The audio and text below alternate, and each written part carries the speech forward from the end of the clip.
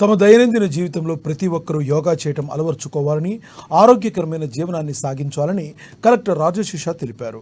ప్రపంచ యోగా దినోత్సవాన్ని పురస్కరించుకుని ఆదిలాబాద్ పట్టణంలోని రెవెన్యూ గార్డెన్లో ఏర్పాటు చేసిన కార్యక్రమానికి ఎమ్మెల్యే శంకర్తో కలిసి ఆయన ముఖ్య అతిథిగా హాజరయ్యారు.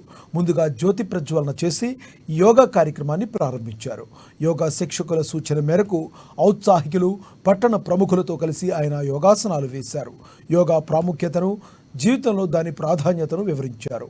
యోగా వలన కలిగే లాభాలను తెలియజేస్తూ ఉత్తేజపరిచారు.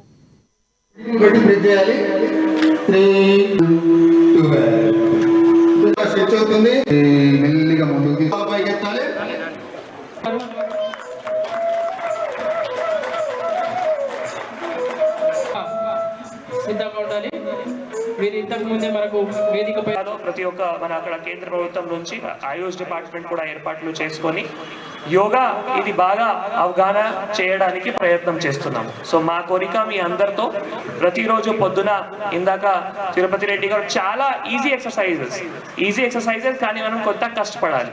దీంతో మీకు స్ట్రెచింగ్ ఎక్సర్సైజెస్ కానీ మెడిటేషన్ కానీ అవి అన్నీ చేయడానికి స్కోప్ ఉంటుంది. కాబట్టి ప్రతిరోజు మీరు దయచేసి ఉదయంలో ఒక అర్ధ గంట మాత్రమే యోగా పైన కేటాయి